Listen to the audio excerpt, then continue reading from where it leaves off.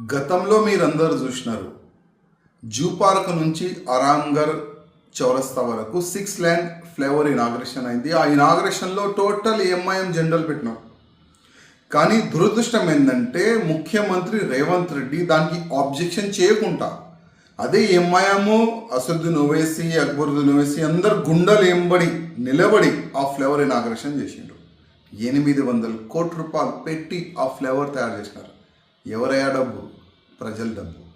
కానీ నిన్న అంబర్పేట్ ఫ్లైఓవర్ పైన షైన్ బోర్డు అంటే లొకేషన్ బోర్డు, ఏరియా పేరు అట్లాంటి ఒక బోర్డు ఆ ఫ్లైఓవర్ పైన పెట్టినారు. దాంట్లో ఉర్దూ భాషలో మీరు రాయలేదు అని ఆర్ఎంబి డిపార్ట్మెంట్ అధికారులకి వార్నింగ్ ఇచ్చి ఇదే అసదుద్దీన్ ఓవైసీ ఆ బోర్డు తెప్పించిండు. అసలు ఏం నడుస్తుంది తెలంగాణలో? అది అసదుద్దీన్ ఓవైసీ పార్లమెంట్ క్షేత్రం కాదు, అది కిషన్ రెడ్డి గారు పార్లమెంట్ క్షేత్రం. కానీ అసదుద్దీన్ ఓవైసీ హవా అక్కడి వరకు నడుస్తుందా? అసలు తెలంగాణలో ఈ ఎంఐఎం గుండా రాజ్యం ఇంత పెరిగిపోయిందా? ఒక ఆఫీసర్కి, ఆర్ఎంబి ఆఫీసర్కి ఫోన్ చేస్తే వాళ్ళు బోర్డు పీకేస్తున్నారు. ఒక ఆర్ఎంబి ఆఫీసరు అసలు రూల్స్ రెగ్యులేషన్ ఇదేనా మీరు ఫాలో చేస్తున్నారు? నేను ముఖ్యమంత్రి రేవంత్ రెడ్డికి అడుగుతున్నా, ఎందుకు ఇట్లాంటి వ్యక్తులకి మీరు నత్తిపైన కూర్చొని పెడుతున్నారు? యాద్ పెట్టుకోండి రేవంత్ రెడ్డి గారు, వీళ్ళు ఎవరిది కాదు. వీళ్ళు ఏ గవర్నమెంట్ వస్తే ఆ గవర్నమెంట్ కాలు పట్టుకోవాలి, తలపైన డ్యాన్స్ చేయాలి. ఇదే ఈ అసదుద్దీన్ ఓవైసీ, అక్బరుద్దీన్ ఓవైసీ, ఎంఐఎం అలవాటు. మీరు యాద్ పెట్టుకోండి. మీరు మర్చిపోయినారేమో, ఇదే కేసీఆర్ గారు అప్పుడు ముఖ్యమంత్రి ఉండే, మన టీఆర్ఎస్ గవర్నమెంట్ ఉండే.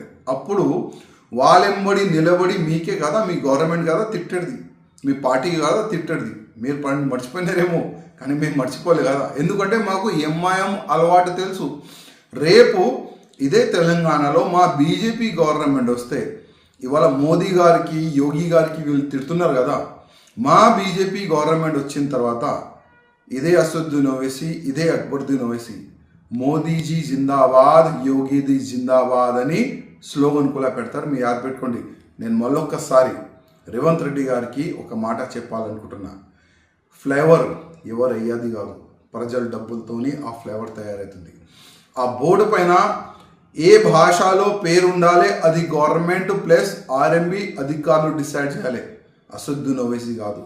మళ్ళొక్కసారి మీరు ఆలోచన చేయాలి. అదేవిధంగా తెలంగాణ ప్రజలకి నేను చెప్పేది ఒక్కటే, చూడండి ఎంఐఎం గుండా రాజ్యం ఏ విధంగా పెరుగుతుంది.